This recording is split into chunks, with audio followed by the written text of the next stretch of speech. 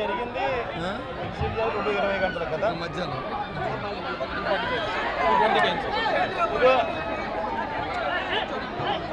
అచ్యుతాపురంలో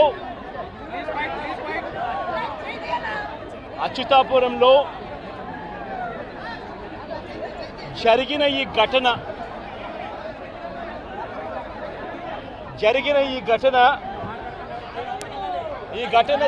ఘటనలో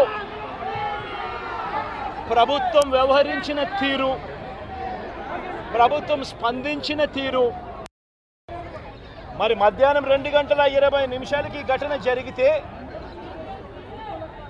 2 గంటల ప్రాంతంలో ఈ ఘటన జరిగితే ఈ ఘటనకు సంబంధించి జరిగిన వివరాలను ఒక్కసారి గమనిస్తే ఈ ఘటనలో ప్రభుత్వం స్పందించకూడదు అన్న తాపత్రయము ఎక్కువగా కనిపిస్తూ ఉంది. ప్రభుత్వం 17 మంది చనిపోతే ఈ ప్రభుత్వం మొట్టమొదటగా సాయంత్రం 4 గంటలకు హోంమంత్రి వచ్చి ప్రెస్ మీట్ను అడ్రస్ చేస్తూ తాను మాట్లాడినప్పుడు కూడా సహాయానికి సంబంధించి పర్యవేక్షించడానికి తాను అనకాపల్లికి వెళ్తున్నాను అన్న మాటలు వాళ్ళ నోట్లో నుంచి రాలేదు. మరో గంట తర్వాత అంటే సాయంత్రం 5 గంటల ఆ ప్రాంతంలో కార్మిక శాఖ మంత్రి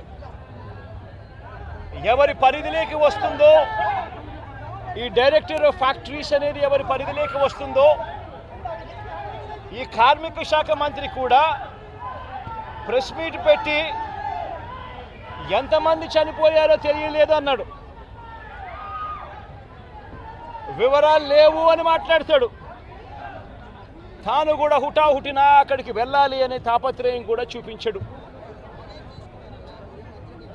ఘటన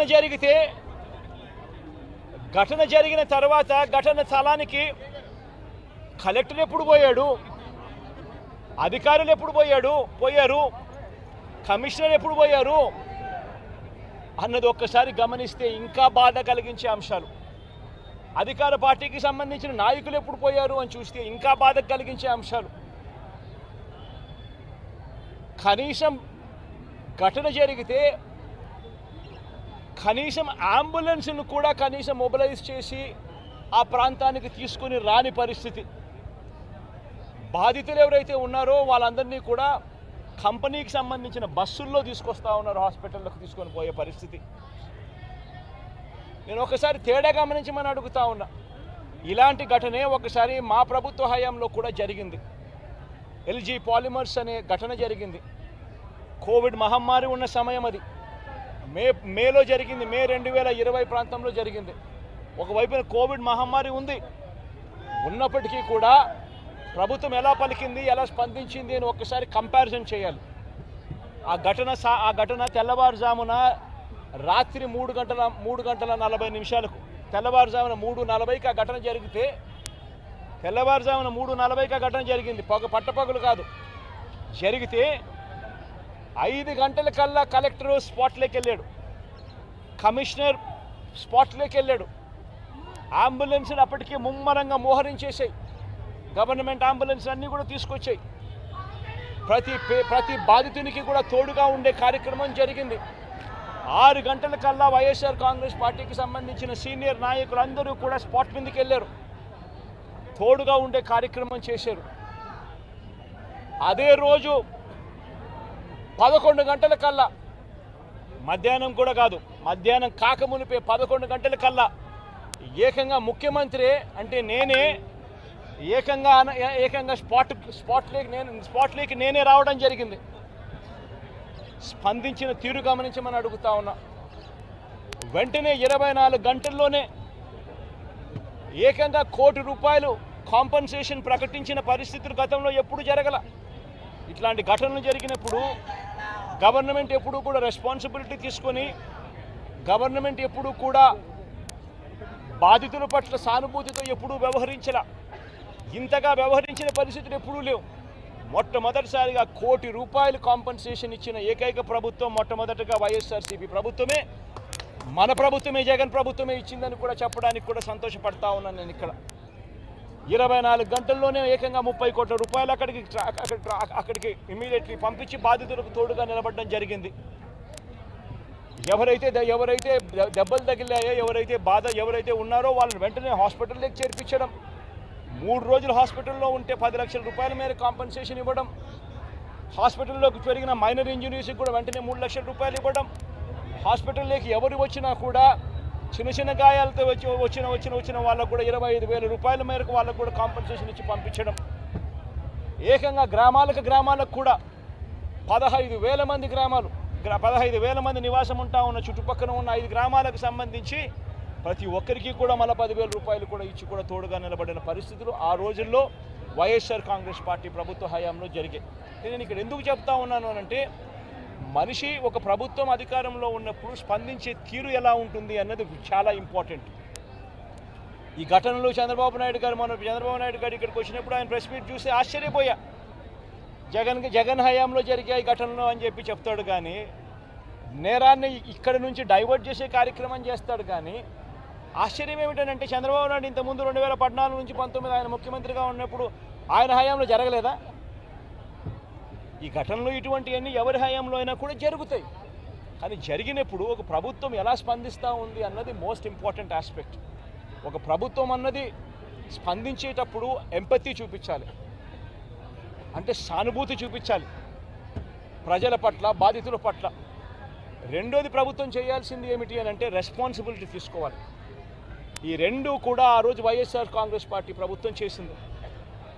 ఈరోజు చీఫ్ సెక్రటరీగా ఉన్న నీరబ్ ప్రసాద్ అనే వ్యక్తి ఎవరైతే చీఫ్ సెక్రటరీగా ఉన్నారో ఆయన ఆధ్వర్యంలోనే అప్పుడే ఒక హై లెవెల్ కమిటీ వేసి ఫ్యాక్టరీ సెక్యూరిటీని, పొల్యూషన్ కంట్రోల్ని, ఈ రెండింటినీ కూడా క్రోడీకరించి ఇటువంటి ఘటనలన్నీ కూడా పునరావృతం కాకుండా ఏ రకమైన రిఫార్మ్స్ తీసుకొని రావాలి అని చెప్పి ఆలోచన చేసి కమిటీ స్టడీ చేసి సిఫార్సు చేయమని చెప్పి కూడా ప్రభుత్వం కోరింది.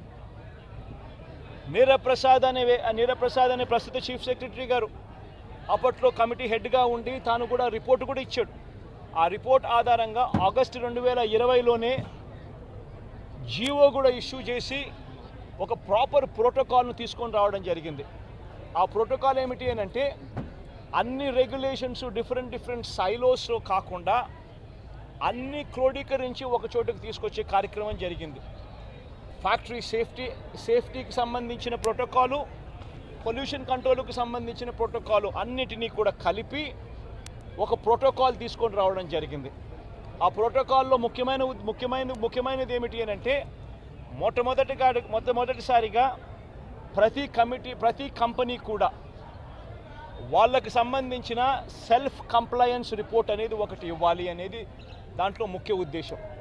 ఒకవేళ సెల్ఫ్ కంప్లయన్స్ రిపోర్టు తయారు చేసే కార్యక్రమంలో ఆ కంపెనీకి నైపుణ్యత లేకపోతే థర్డ్ పార్టీ అక్రెడిటెడ్ ఏజెన్సీని కూడా గవర్నమెంటు అందుబాటులోకి తీసుకొచ్చింది. వీళ్ళ ద్వారా మ్యాండేటరీగా ప్రతి కంపెనీ సెల్ఫ్ కంప్లయన్స్ రిపోర్ట్ అనేది మ్యాండేటరీగా ఇవ్వాలి. ఇచ్చిన తర్వాత ఆ కంప్లయన్స్ రిపోర్టు నిజంగా ఉందా లేదా, నిజంగానే వాళ్ళు ఇవన్నీ ఉన్నాయా లేదా, ఇవి కాక ఇంకా ఫర్దర్గా వాళ్ళు ఏమైనా చేయాల్సినవి ఏమన్నా ఉన్నాయా లేదా అన్నది నిర్ధారించడానికి కోసం ఒక కమిటీ ఇన్స్పెక్షన్ కూడా చేయాలి. ఆ కమిటీలో కూడా అన్ని డిపార్ట్మెంట్స్కి సంబంధించి, అంటే pollution control department, boiler security department, రియాక్టర్స్కి సంబంధించి, ఎలక్ట్రిసిటీకి సంబంధించి, ఫైర్కి సంబంధించి అన్ని డిపార్ట్మెంట్లు క్రోడీకరించి వాళ్ళు ఇన్స్పెక్షన్ కూడా చేస్తారు.